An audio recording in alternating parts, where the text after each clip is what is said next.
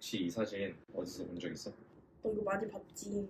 오른쪽은 윤봉길 의사시고 왼쪽은 김구 선생님이. 정확히 알고 있네.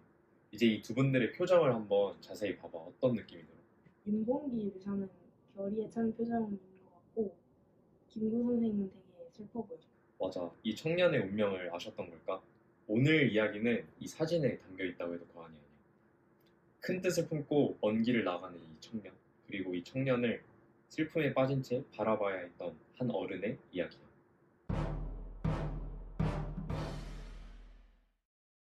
때는 1931년 5월 8일 중국 상하이였어. 한 청년이 배에서 내려서 곧장 인력거를 타. 그가 인력거 기사에게 전했던 주소는 프랑스족의 마랑로 보경리 4호였어. 당시에 이 장소는 임시정부로도 쓰였지만 교민단 사무소로도 쓰였어. 사무실 문을 연 이 청년 앞에는 두 명의 남성이 있었어. 한 분은 김구 선생님, 그리고 다른 한 분은 김동우 선생님이야. 김구 선생님은 잘 알지? 당연하지. 민중의 지도자 김구 선생님. 맞아, 잘 알고 있네. 당시 김구 선생님은 임시정부의 재무부장이자 교민단 단장을 겸하고 있었어. 김동호 선생은 아쉽게도 우리가 많은 자료를 찾아볼 순 없지만 독립운동계에 중요한 역할을 하셨던 것으로 보고 있어. 그렇다면 김구 선생과 김동호 선생 앞에 선 이 청년 혹시 누군지 짐작이 가? 왠지 윤봉길 의사실 것 같은데. 맞아, 바로 23살의 청년 윤봉길이었어. 그렇다면 당시 국제 정세를 한번 살펴보자. 1930년대 초 동아시아는 팽창하는 일본 제국주의로 불안과 긴장이 고조되던 시기였어. 모든 상황이 이미지 정부에게 불리하게 흘러갔거든.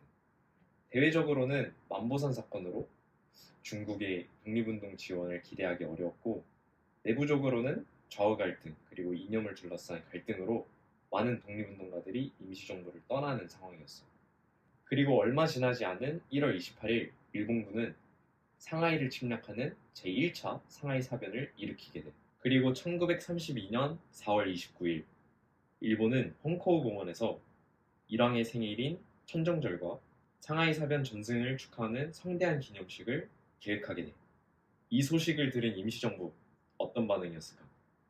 상하이에 대한 일본의 영향력이 커진 만큼 위기였을 것 같아. 그치. 그런데 김구 선생은 이 위기를 기회로 만들었어. 그리고 이 성대한 기념식에 폭탄을 투척하여 일본 원흉들을 무너뜨리는 계획을 세우게 된 거야. 날짜는 4월 29일. 의거에 사용될 폭탄은 당시 상해 병공청 주임이었던 김홍일이 마련해 준다고 했어.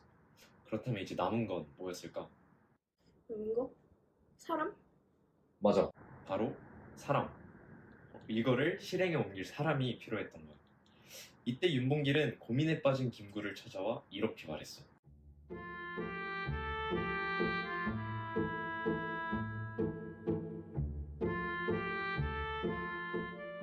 이 얘기를 들은 김구는 윤봉길이 큰 뜻을 이룰 대장 부임을 깨닫고 크게 감복했어. 1932년 4월 29일 흐린 날씨에 거사일이 밝았어. 끝을 향해 달려가는 시간, 윤봉길 의사는 과연 어떤 모습이었을까? 이날 전승 경축식에는 상해에 거주하는 일본인 1만 명, 일본군 제9사단과 해군 병력 1만 2천여 명, 그리고 각국의 외교사절 등을 합해 모두 3만여 명이 참석했다고 해. 윤봉길 의사는 오전 7시 50분경 홍커우 공원에 도착하여 일본인으로 위장해 출입에 성공했고, 오전 11시 50분경 제3부의 시작과 함께 일본 국가인 기미가요가 울려 퍼지기 시작했어. 바로 이때 일반 관람석 앞쪽에 있었던 윤봉길이 단상을 향해 뛰어나왔어. 다음 행동은 무엇이었을까? 아, 이때 도시락 폭탄을 던졌겠네. 우리가 도시락 폭탄으로 익히 알고 있는데 사실 수통령 폭탄이 맞아. 윤봉길 의사의 의거로 일본군 총사령관 시라카와 요시노리와 일본 거류민단장 가와바다 사다스구가 사망했고, 일본군 핵심 지도부 5명도 중상을 입었어. 의거 직후 윤봉길 의사는 곧바로 체포되어 일본 제1헌병군대로 이송되었어. 제1헌병군대에서 윤봉길 의사는 무려 10시간 동안 신문을 받았고, 일본 헌병은 그의 입을 열기 위해 가혹한 고문을 가했어.